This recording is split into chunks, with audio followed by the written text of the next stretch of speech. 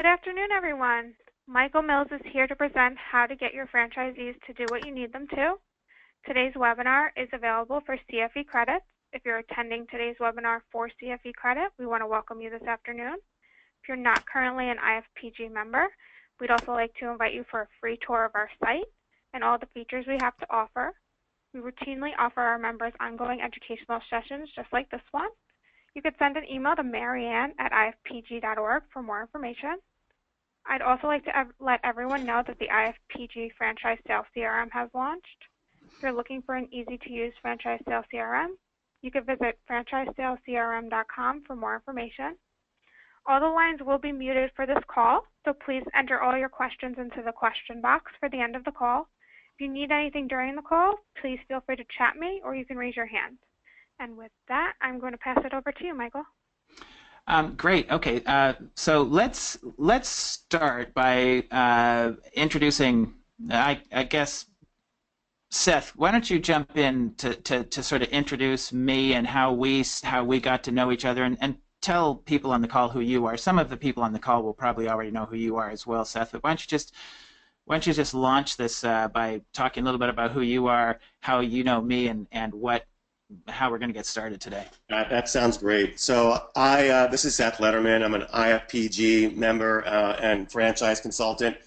I met Michael years ago when we were both consultants for Michael Gerber. I read the book, The E-Myth Revisited. Many of you are probably familiar with that book. The E-Myth Revisited pretty much changed my life as a business owner. I was a physician originally. I had a very busy practice, read Michael's book. I was probably working 80 hours a week at that time, and didn't see a way out of building a business that was totally dependent upon me. And I read Michael's book, and Michael talked about the purpose of a business is to serve your life, and in order for the business to serve your life, it can't be dependent upon you. In order for the business not to be dependent upon you, you needed to put processes and systems in place so that the business can operate without you being there. So I read that book. I went ahead and applied all those principles and took our practice from $500,000 a year to $4.5 million a year in about 36 months. And I was only able to achieve that by working on the practice, not in it.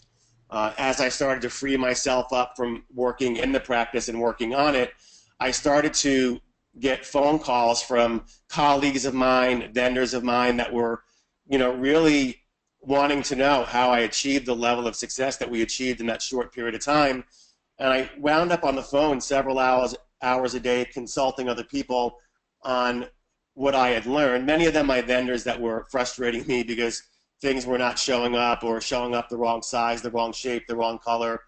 Something would break and the serviceman wouldn't show up, or come late, and it just frustrated me. So I'd be sharing with the business owner these frustrations, and before I knew it, I was an unpaid consultant, which is a really crappy business model. So I called Michael Gerber and told him that I was really enamored with his book and how much it changed my life. And he said, hey, why don't you come out here and see what we're doing? We have a business consultancy. This book was really a lead generator for us for our small business consulting services. See what we're doing, and maybe you'd be interested in being a consultant for us. And I was like, where do you live? He said, Santa Rosa. I said, I'm in New York City. I don't want to live in Santa Rosa. He said, no, we're starting a pilot program. We're training other people like you to do what we're doing and see if it makes sense for you. So I went out to California, spent a few days there, really liked what I saw, went back for a training program that Michael and I had met at that training program. We both became independent consultants, helping other businesses install processes and procedures and making their business a franchisable concept, whether they wanted to franchise it or not. I had no intention of franchising my practice, but I did want to free myself of the obligation of having to be there every day. But many of the people I worked with were interested in scaling their business through multiple locations, or possibly franchising it, or there were franchise operations that needed help and assistance in developing these processes and procedures. When I started to get into franchising and was taking a look at franchise operations manual, I was expecting to see a lot more detail orientation that the franchisee would have in order to do the jobs that they need to do on a daily basis. So, for instance, it might say, when you come in the morning, you know, opening office procedures, make coffee, and get the office ready for business. Well, if it just said make coffee, well, how do you make the coffee? Because I've tasted coffee before, and some people make it really good, other people not so much. So what do you need to do to make a really good cup of coffee? It didn't show how to do that. So I realized that there were a lot of the intricacies and nuances and the detail that was needed to really provide a franchisee with the ability to create a reproducible, a predictable, and consistent experience for the consumer, the customer that you as a franchisor are eventually seeing revenue from. You want your franchisees to be successful. They need to be able to have a predictable level of result on a daily basis. And the more they understand how to do what they're doing after training, the better results you're going to get. So I just wanted the opportunity to introduce Michael to the organization, because I thought as franchisors, you would see the benefit in understanding what you can provide for franchisees as far as process and procedure development that would have a huge impact on productivity of your franchisees. Great. Thank you, Seth. So I'm not going to go into much conversation today about who I am and what I did. I really wanted to get down to the meat and potatoes of today's presentation on how to get your franchisees to do what you need them to. I will say one thing, that this was 17 or 18 years ago when Seth and I started doing this type of consulting. What I found, and what I think Seth found, was that when we delivered the eMyth Mastery program, it was very theoretical. What we found was that our clients were getting a lot of good theory, but they weren't creating processes and implementing job descriptions, which is what the whole theory is founded on. And so what we did at our company, at Business Design Corporation, we backed off of that and went to the practical. We stopped talking theory, and we started to help our clients create and implement their operating procedures. And what we found back then, this was in 1997, we were actually doing it in Microsoft Word. We were using an eMyth tool called an action plan, and we would write them up in Word. And if anybody out there had been a client of mine back then, you would have got this beautiful binder full of all of your processes and everything organized beautifully on a DVD. It was sort of before the internet. I mean, it wasn't very easy back then to do things over electronically. And it would have been great if you'd gotten our operations manual. It would have been great for about 8 months or 10 months, and then processes started to need to be innovated and changed, and new processes needed to be written, and old processes needed to be archived. And as a result, the investment that you made, you started to lose the investment in creating a process-dependent business. And so all of a sudden we realized what's going on, and we created a web-based application to make it incredibly easy to systemize your business, and that's what we're going to be talking about today. I want to begin with a slide that just talks about a survey that we did recently.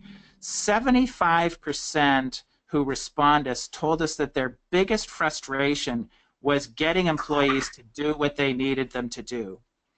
And it was followed closely by the hassle of trying to find, hire, and get new employees up to speed.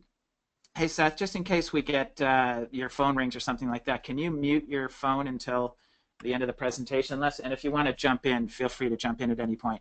No. So it was the hassle of trying to find and hire and get new employees up to speed. If you think about this, if you hire a person well, if you onboard them well, if you train them well, manage them well, chances are they will do what you need them to do. And if they don't, or they won't, you'll know this before, say, a 60 or 90-day review period, and then you'll let them go and you'll find someone else. But to do this easily and to do it well, you need processes. You need a process for hiring. You need a process for onboarding, a process for training, a process for managing, a process for evaluating. As a franchisor, you know the importance and value of having processes, or at least I hope you know the importance of having processes for the employees of a franchise to follow. In fact, you probably have a method right now for delivering processes to your franchisee, but my guess is that it needs work. And this comes back to what Seth was saying a bit earlier. I mean, he was using a very simple example of making coffee, but do you have processes for everything? Do you have a process for hiring, onboarding, and training? Do you have processes for your franchisee to generate leads and convert those leads into long-term loyal customers? Do you have a process for your franchisees for delivering an exceptional product or service? Do you have processes for your franchisees to manage for financial needs? All of these things, this is what you need to do. According to our studies, only 10% of franchisors are really successful at delivering an effective set of operating procedures to their franchisees. They might have several processes for one area of the business, but almost always they're lacking in other areas of the business. Fully 90% are doing it poorly. The focus on the systemization process is a low priority, and their operations manual is incomplete and disorganized. Most franchisors see their operations manual not as a way to make a franchisee successful, but as a way of selling more franchises. As a result, the franchisee and their employees, they don't really have the advantage that they could have. They have your brand, which can help when you're an accomplished franchise, but as an emerging brand, that's not going to be enough. So one of the key components to differentiating yourself from all of the other franchisors out there and having franchisees that thrive and add value to your brand is having an organized and modern delivery method for process implementation. Our focus today is on how to systemize your franchise and how to be sure your franchisees and their employees know how to achieve what is expected of them. Now, this isn't a terribly exciting task, right? Operating procedures, job description. The successful implementation of it is to be celebrated. It will make the difference between your life looking like this or like this. So we're going to be talking today about how to create and deliver an awesome operations manual. So this is what we're going to learn in today's presentation. First of all, we're going to talk about what an operation manual is and what an operations manual is not. We'll look at why most franchise operations manuals fail to deliver. Next, I'm going to share with you from the knowledge we've gained from the thousands of businesses that we've talked to over the years why it is that you've probably failed in your past attempts at implementing procedures, why your processes get completely out of control, what we call SOP chaos. I'm going to talk you through the 5-step business systemization plan. These are 5 simple steps to getting your processes documented and creating a process-dependent franchise operating manual. I mean, basically a franchise that operates smoothly, effectively. I'm going to show you how simple it can be. And in step 4, I'm going to provide a couple of tips on how you can get your processes written, how to get others in your organization to contribute to writing processes. This is not something that you can do all by yourself. I will be showcasing a tool specifically designed to organize and implement your processes. The tool is called the Touchstone Business System. I'm not going to be demoing the tool today. This is not a demo of Touchstone, but if you are interested, we will be providing you a way to get a demo at the end of the presentation. Today's presentation is a little different than maybe some of the other presentations that you've attended. What we're going to learn today is born from 17 years of experience working with all types of entrepreneurs, helping them get their business from a state of people dependency to a state of process dependency. Secondly, this is not a sales presentation. And finally, as I said a moment ago, it's not a demo of a product or service. I will be showing you Touchstone because it's the best and most widely used process implementation tool available in the marketplace. But I just want to use it to show you how you would use it. It's not going to be a demo of that product. So let me first ask a rhetorical question. What is a franchise operations manual? And what's it for? I mean, you might say, well, that's a dumb question, but I don't think it is. What a franchise operation manual is not is an employee handbook. An operations manual is very different than an employee handbook. In fact, I was talking with a very large IFPG member who said that you have to be very cautious about offering your franchisees an employee handbook. I'm not an attorney now, but an employee handbook is a collection of policies, and there are some legal issues with offering a franchisee an employee handbook. Today we're talking about a better way of delivering a franchise operations manual, which is a collection of processes, not policies. And I want to talk a little bit about the difference between policies and processes. Policies are a set of principles that are put into place to define and maintain behavioral expectations. This is very, very different than a process. Policies usually deal with topics like employee behavior, dress code, harassment, cell phone use, travel, things like that. On the other hand, a process is a sequence of steps with expectations that are followed in order to have a specific result be achieved in a consistent and reliable manner. A process, think of it as a set of step-by-step instructions that describe how to do something. So hiring is a process, onboarding is a process, generating leads is a process, converting leads into sales is a process, managing is a process, estimating is a process. These are all processes. Let me give you an example. As part of a Starbucks dress code policy, they allow employees to show non-offensive, visible tattoos as long as they are not on the face or throat. And that is why this will not be an employee working at a Starbucks near you anytime soon. On the other hand, an example of a process, this would be the detailed steps taken to make a double decaf, half calf, coca mocha. I don't know if this is a real drink, but if I was a barista at a Starbucks, I would have a documented set of step-by-step instructions, a process on how to make this complicated concoction. And that's why you can get your favorite Starbucks coffee at a store in Seattle, in California, in Boston, in Toronto, in New Delhi, India.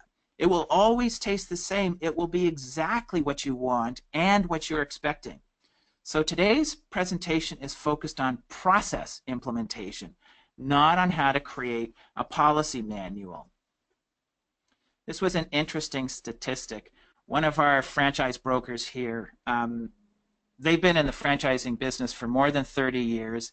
He's sold more than 700 franchises. He's owned 4 franchises, and he's helped more than 100 clients become franchisors. He says, and I quote, only 10% of franchisors are really successful at delivering their processes as promised.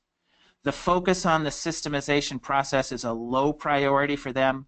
Most of the operations manuals that I have seen are low quality and serve mostly as a tool to make a franchise sale.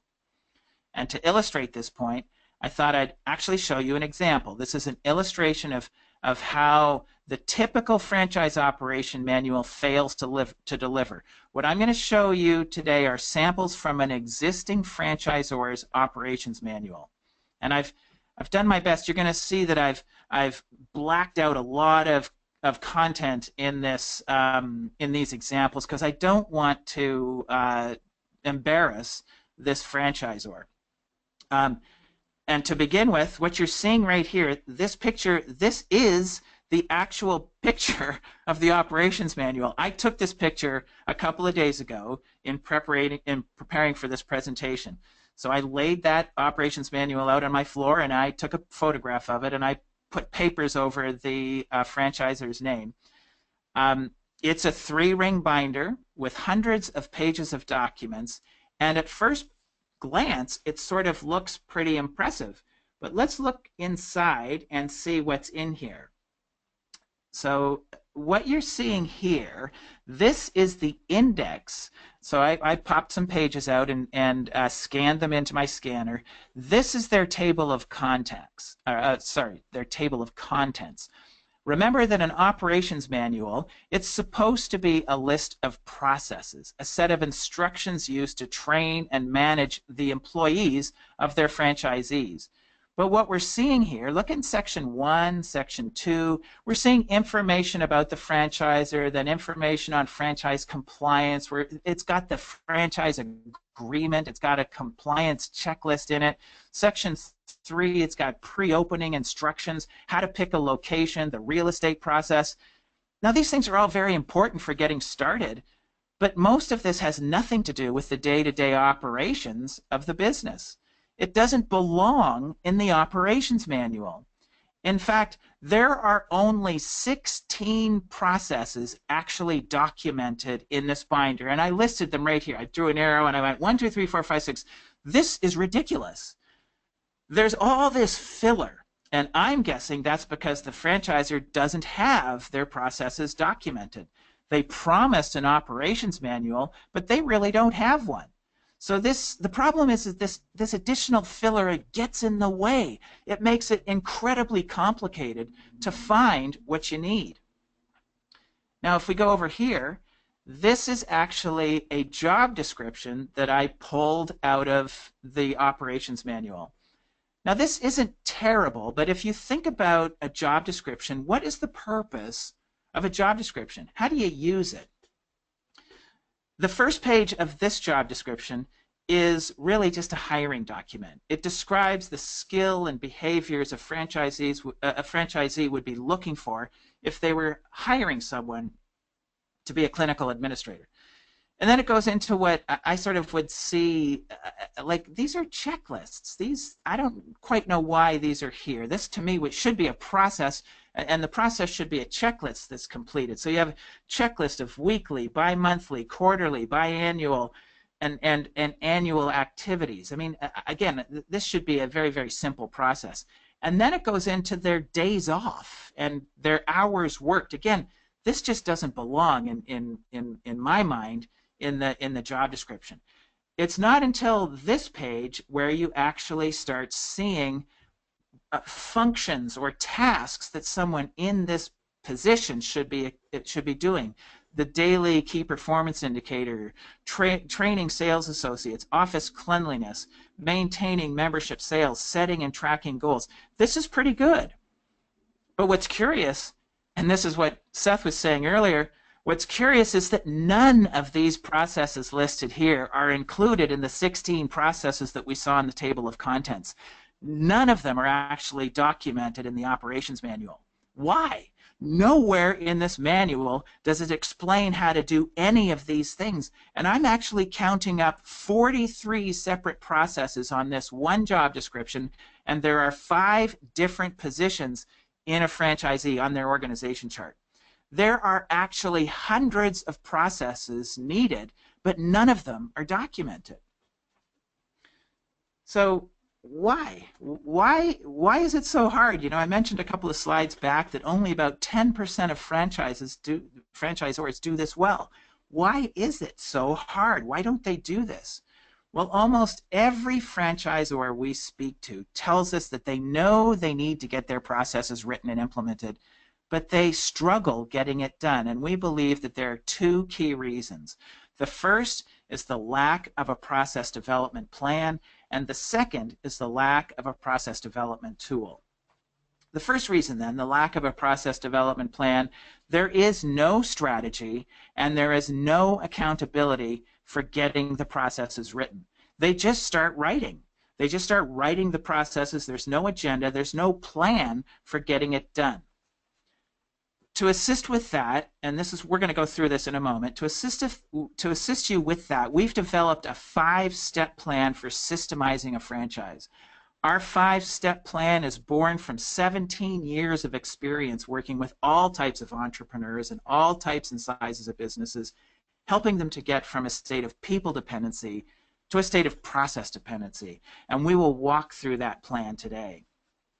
The second reason is the lack of a process development tool. They don't have an effective tool to implement their processes with their franchisees. Now, you might be thinking that that with the franchisor that I was just showing you, it doesn't work for them because they're using a 3-ring binder. You might be thinking, wow, how old school is that? But be careful of falling into this way of thinking. A 3-ring binder is simply a way of sharing documents, isn't it? I mean, it's really just a document sharing tool. Dropbox, Google Docs, SharePoint, company websites, wikis, Windows file folder structures, these are all document sharing tools, and they're really not that much different than a 3-ring binder other than they're electronic. Document sharing tools do not work because processes are too complex. Document sharing applications were built for sharing documents. Implementing your operating procedures is a much, much more complex activity than simply sharing documents. You need a tool that's specifically designed for process implementation. And that tool is called the Touchstone Business System.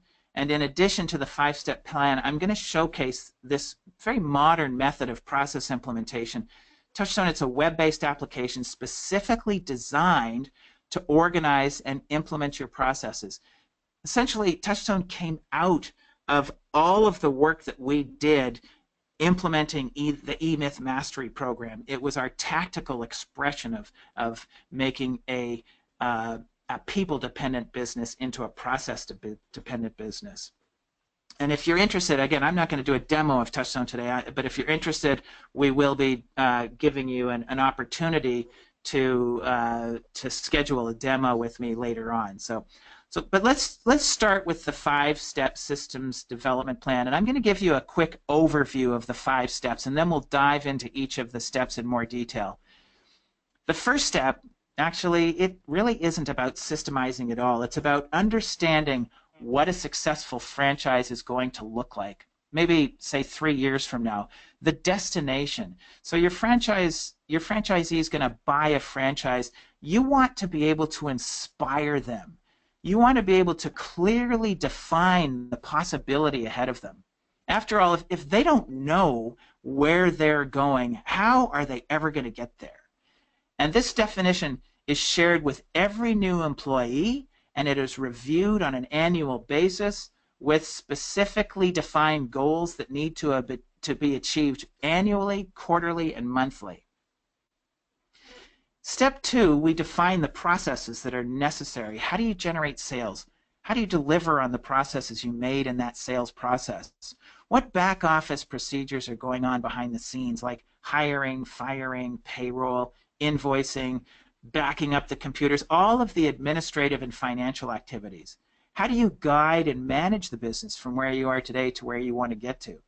In this step, what you're describing is what happens. You're not describing how the process is done. That's going to come later. In this step, you're just naming what needs to be done.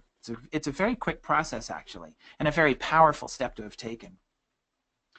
Step number 3 is to create the graphic picture of what that destination, what that franchisee will look like. And this is what will become their organization chart. In step number 4, once you've named the processes, you start connecting them to the boxes on the org chart to create position-specific operating manuals. Think about this. You've identified everything that needs to be done in the business. You've identified all of the positions that you'll need in the business. And you've connected everything that needs to be done to all of the positions. You've created complete functional accountability. Everything that needs to be done is being done by someone in the business. Very, very powerful step to have taken. And in step number 5, you'll prioritize and document the processes. Now, almost every business owner I speak to will ask me, how long is it going to take me to systemize my business? Well, the answer to that question really depends on where you're at.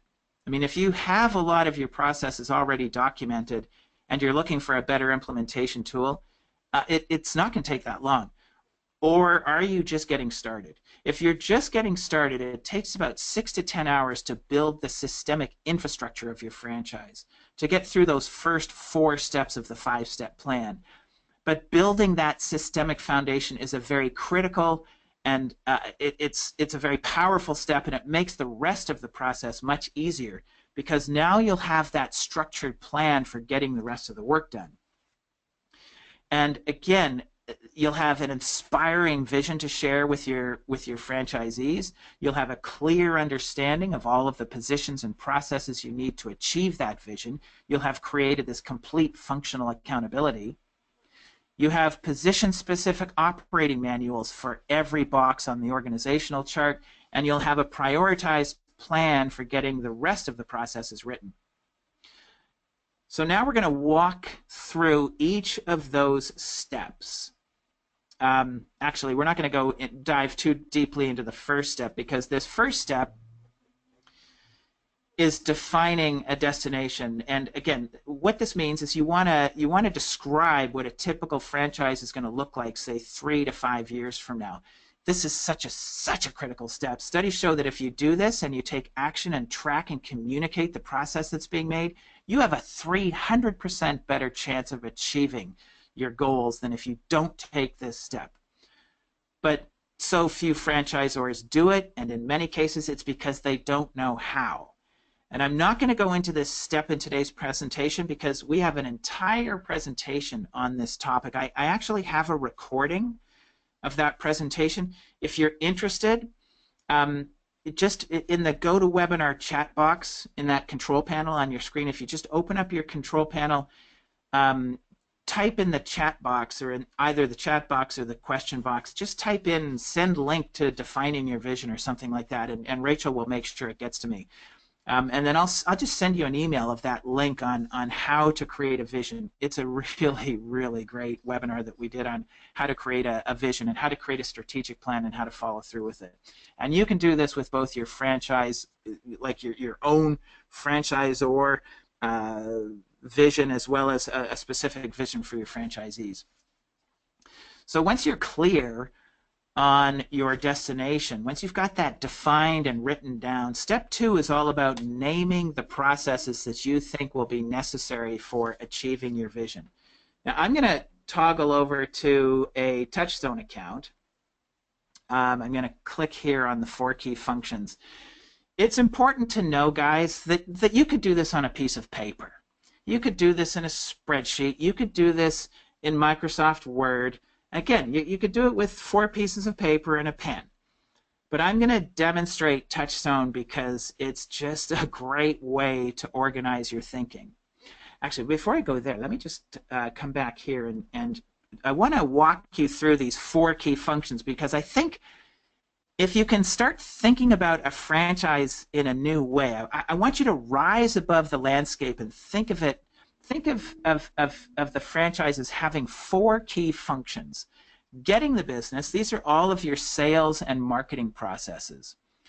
Doing the business, these are all of the processes for delivering on the promise that was made in the sales process. So this will be things like processes for client fulfillment, production, customer service, all of the processes that directly relate to what you do for your clients. Running the business, these will be all of the processes that are going on behind the scenes, process for invoicing, paying your bills, collections, hiring, firing, budgeting, cash flow, essentially all of the financial, administrative, human resource type activities, IT type processes, all of that stuff. And then finally, guiding the business. These are all of your processes for leading, managing, guiding the franchise from where it is today to where you want to get it to. In the simplest of terms, there are only 4 core activities that happen in a business. You've got to get the business, you've got to deliver on the promise, you've got to collect and pay for the goods and services performed, and you've got to guide and manage things. So this becomes your process database. This is where you will store all of your processes, all categorized into 4 simple key functions. So let me toggle back to Touchstone. And in this first step of the 5-step plan, we are simply going to name and organize your processes. You're not going to describe how the process is done. And I like to typically start here with getting the business, your sales and marketing processes, because this is typically where workflow starts. You've got to get business before you can do the business. Now, here's an example. I was working with a client recently, and I asked him, what do they do to get new business? And his response was, oh, he got very excited. He said, well, we just analyzed our database to get a list of clients who hadn't made a purchase in the last 12 months, but they'd previously purchased more than $2,000. And then we exported this list into a file, and then we created an email, and then we merged that list into the email. And I stopped him at this point, and I said, whoa. My question was, what do you do to get new business? Not how do you do it. So if what you are describing to me, if what you just described to me just now, if that were a process, what would the name of that process be? He thought about it for a moment, and he said, retargeting past clients. And I said, okay, great. That's a sales process, right? And he said, yeah. So we clicked here, and we clicked up on here, add a new process, and we typed in here retargeting past clients, and we clicked save. And then I asked, well, what else do you do? And all of a sudden he totally got it. He started rattling off all sorts of things. He said, oh, well, we use Facebook. So we typed in Facebook. And we use Pinterest. And we typed in Pinterest. And we do trade shows. And we do email marketing. And we do blogging. And we do LinkedIn. And we just wrote all this stuff down. Click save, save, save. And once we had identified all of the sales processes, we went step by step through each of his other 4 key functions. So we listed all of his processes in here, and then after we listed all of his sales processes, and you'll notice that we started to organize them in different categories, then we went to the next key function. We went to doing the business and listed all of his processes there. And then we went to running the business and listed all of his processes there. And then we went to guiding the business and listed all of his processes there. And we essentially created a collection of his processes. This took a couple of hours. This does not take a long time, but it is a very, very powerful step to take, because you get a blueprint of your business in terms of all of its processes, and you're setting up the ability to then get those processes written. You're essentially creating the table of contents of your operations manual in a really organized format, and then we'll go through, it's the first step of the plan, really, of getting them written. Now let's talk about onboarding, because that was one of the key frustrations that we found in our survey. Onboarding is not selling. It's something that happens behind the scenes. So I think we would put this process here under running the business. It's really sort of an HR type of function. So I might even actually create a sub-function, a category called human resources, and save that in there. Now, you might not have an onboarding process. You might think, well, I don't have an onboarding process. I need one. Well, up here, you can actually go to a library of processes. Typically what happens when you go through this exercise of naming your processes, you'll think of about 60 to 70% of your processes.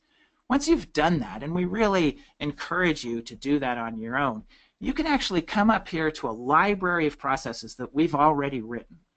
And you can come through here and you can say, oh yeah, we need an accounts payable process, an accounts receivable process, and we need a budgeting process, and we need an onboarding process. We can come down here and see new employee onboarding, new employee orientation. You can click save, and this will actually download your processes into your Touchstone account. Then you'd need to go into these processes and start editing them. So you'll notice in this process, and this is a reason why document sharing applications just don't work, you'll notice that this one process called new employee has 4 different work plans, a checklist, a form, and a policy. It has 7 different tools that are all part of one process. And you'll also notice that it then gets linked, I'll show you this in a minute, to the job description for that specific who's going to be performing that process. But what you'll do is you can download this process and you can walk through it and edit any one of these steps, and personalize it for your franchisees, for your company, and then you can throw it out there to them so that they can do it. So essentially the way this works is you just step by step walk through this, and then you can click here and go to new employee training, and you can go to the new employee checklist, the strategic plan, your management philosophy. Everything is right here for you. So again, think about your business first, and then once you've exhausted your ideas, then go to our sample list of processes to help you fill in the gaps. So that's step number one. Let's go back to our PowerPoint presentation.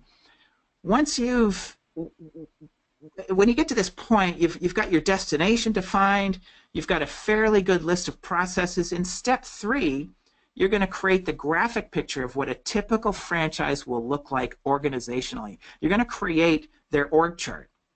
Who's going to be doing the selling? I mean, do you have an inside salesperson? Do you have an outside salesperson? Who's going to be delivering on the promise made in the sales process? Is it a technician who's actually doing the work? Is that the same person as the salesperson? Who's going to be doing back office support, like ordering supplies, answering phones, scheduling appointments? Do they need a bookkeeper? If we toggle back to Touchstone, we're going to click. So just a moment ago, we identified all of your processes. If this is all Touchstone was, then it would be a really good document sharing application, a really good way for organizing your processes. But Touchstone is so much more than that. What you're going to do here is you're going to click on Organization Chart, and you will provide your franchisee with a dynamic organizational structure. And by that I mean, if as you grow and they learn more about the functioning of a successful franchisee, you can begin to make adjustments to your chart. You can add positions. You can delete existing positions. You can change position names simply by clicking here and overwriting it and clicking Save. You can move positions around. Everything in Touchstone is drag and drop. So the organizational chart turns into this strategic growth tool. You'll train your franchisees to actually use their org chart to plan and grow their business. In step 4, you will begin to link the processes that are in your 4 key functions to specific positions on the organizational chart. You will make it ridiculously easy for anyone to find what they need. No longer do they need to flip through hundreds of pages of some manual or hunt down in some wiki or website what they need to do. They simply click on their position on the organization chart, and they get a list of everything they need to do with a set of instructions on how it is to be done. They don't need to hunt for their processes. They're all in one place, and they're just simply a mouse click away. If, for example, if I come over here, so how do you link the processes? You can actually link processes by clicking on a position and linking processes from the 4 key functions. But when you're first getting started, we typically recommend that you come here, you go back to your process list, just start anywhere, start in one of your key functions, and just start at the top and click on this process, and you'll notice right up here, link to job description. When you select this, the org chart that you created appears, and you can decide, well, who's going to do the retargeting past clients? And you're going to say, well, the general manager is going to do that, and you're going to go link. And then you're going to close this, and you're going to go back to the next process, and you're going to select it, and you're going to say, who's going to do referrals? Link to job description. The salesperson's going to do this, and maybe the general manager's also going to do this. Now think of how powerful this is. We're actually creating a job description for specific positions on the organizational chart. Every time we change a process, and then let's say we've created a job description for the admin position, so these are all the processes that the admin position needs. They just log in, they click on admin, and anything they need is right here. And every time you change it, so let's say a customer complaint system, they click here, and everything they need on the customer complaint system is right here. They click on the work plan, and it walks them through the process. Here's the customer complaint form. They can simply click here, or they can click here, and a form pops up, or they can download it as an uploaded file. Every time you change something, the very next time they go to it, it's going to be the new process. They will always be following the most current and up-to-date process. So when you get to this point, you've actually created complete functional accountability. You've identified everything that has to happen in your business, and you've assigned it to all of the different positions in your organizational chart. So they now have very powerful job descriptions. If we come back to this specific position, this is now a list of the processes that someone in this position, I can hold them accountable to. I can use this job description now to train someone, to manage someone, to evaluate someone. It's a very, very powerful step to have taken. This is the type of job description that you're really looking to share. A quick word about job descriptions. Most of the job descriptions that we see are really only used for hiring people. And then once the position is hired, that job description, it gets filed away until a new employee needs to be hired, and then they pull out that old job description, they determine whether or not it's current, it's accurate, they make the changes, they hire the person, and then it gets tucked away again. And what you're seeing here, this is a typical job description. This is what one of our clients was using as a job description before they became a client of ours. And as you can see, it's really, it is a sort of a description of the job, but it's really nothing more than a hiring document. Look at this.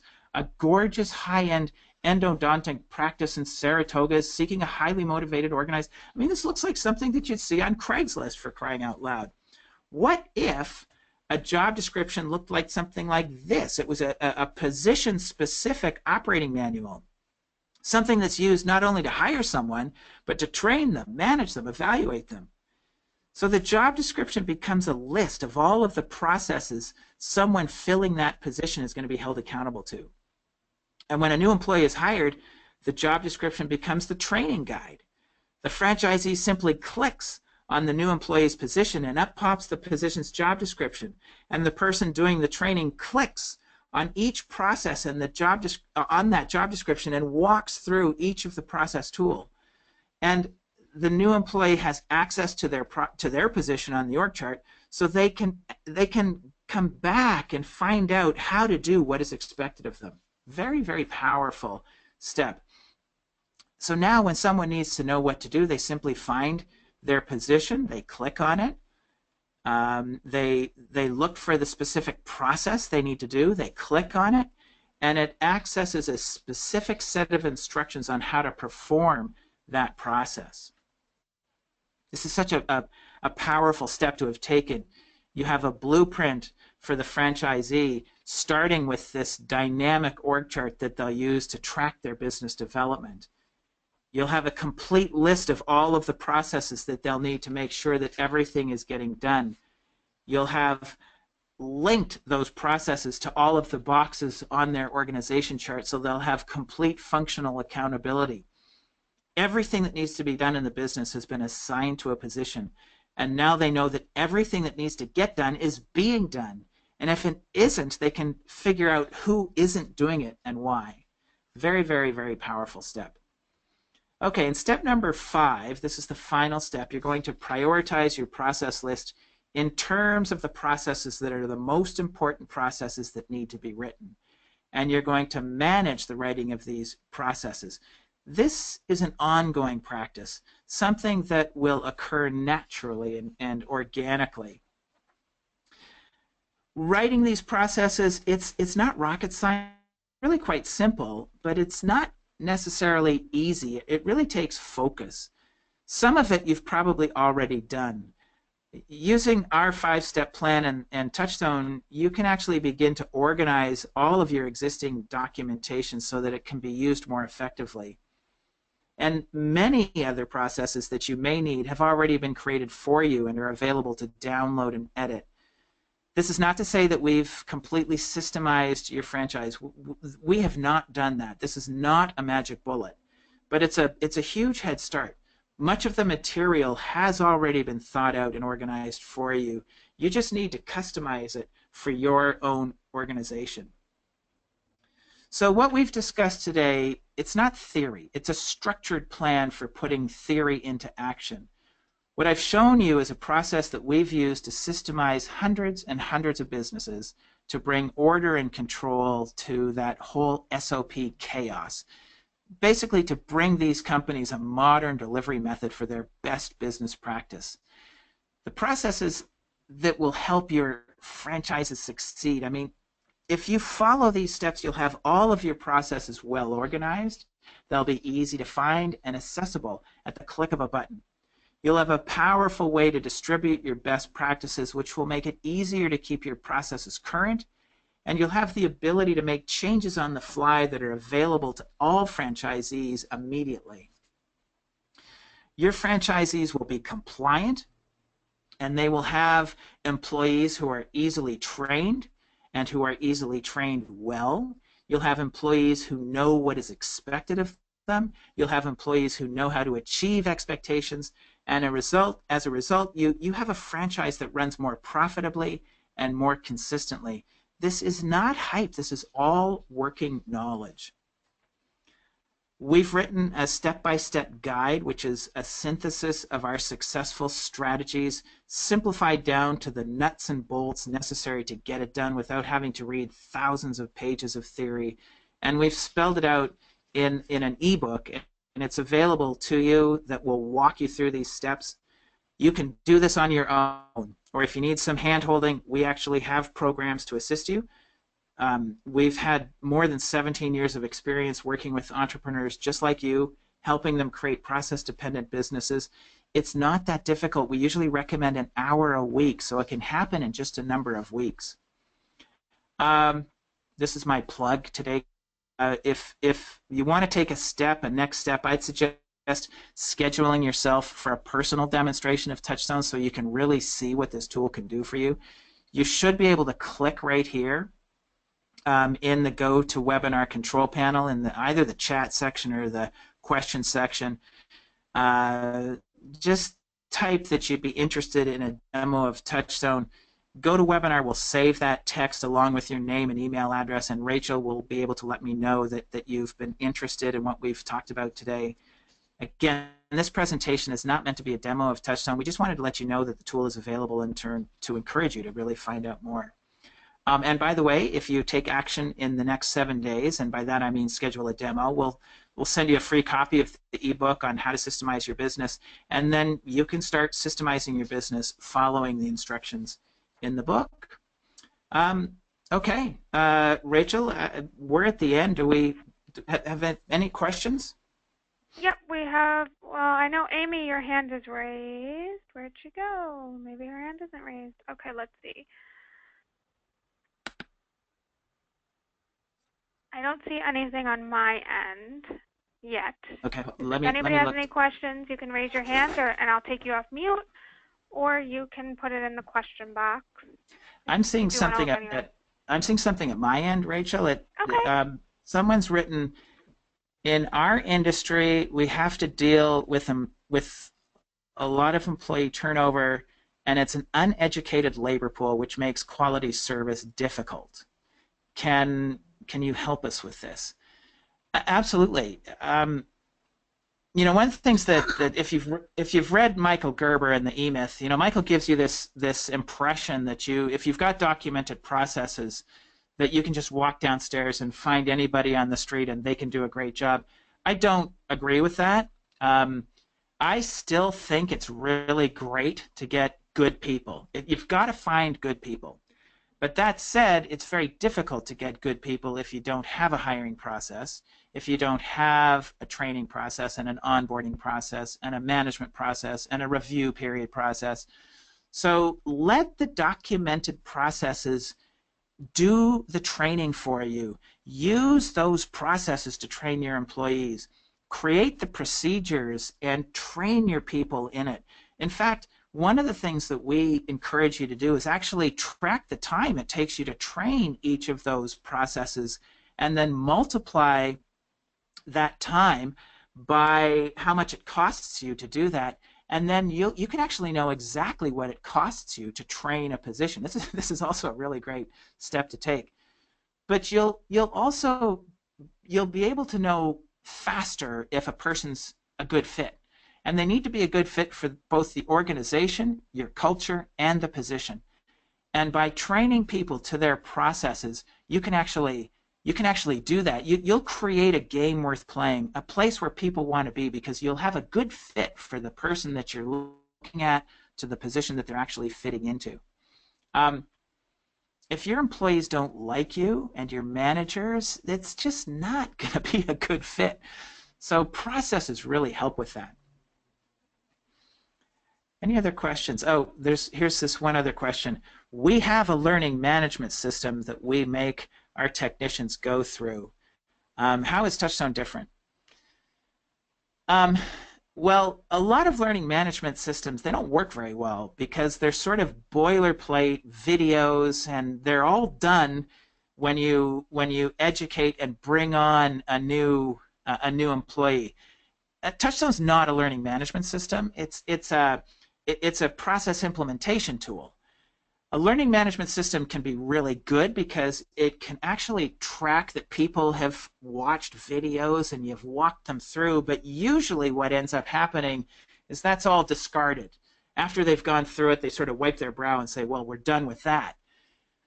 What Touchstone does is it gives a manager an opportunity to manage someone to a process.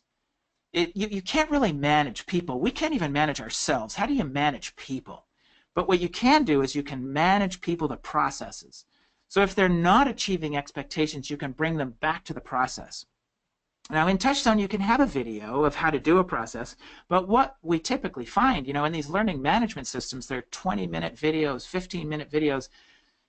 When you're trying to figure out how to do one of the steps in the process, you don't want to watch a 20-minute video again, so you make it up. In Touchstone, you've also got a set of instructions, and so you can go to that specific set of instructions and instantly find what you need to do. So it just makes it a little faster, a little easier. Touchstone really can supplement a learning management system. That's what I'm basically trying to say there. Any other questions? Rachel, are you seeing any other questions? I don't see any right now. Any other last-minute questions? And we're getting pretty close to the top of the hour, Yeah. so let's wind it down. Maybe Seth, do you want to say anything to wrap up before we go? No, that was a great job, Michael. It's a lot of philosophy and conceptual information to get in a short period of time. Great job. Good, great. Well, this completes today's presentation. Thank you for being here, Seth. Thank you, Rachel and IFPG, for allowing me to host today and allowing me to bring this information. You can tell I'm very passionate about it. I just want to thank everybody for being here. I hope it's been a valuable experience for you. And if you have questions, you can email me at mmills@businessdesigncorp.com. You can go to our website, www.businessdesigncorp.com. We have a ton of free information and free offers there that can help you grow and develop your franchise into a satisfying and reliable enterprise. And thanks for watching, and I'll pass it back to you, Rachel. Okay, thank you, Michael, for presenting. Thank you, Seth, also. And thanks, everybody, for joining the call. Enjoy the rest of your day, everyone.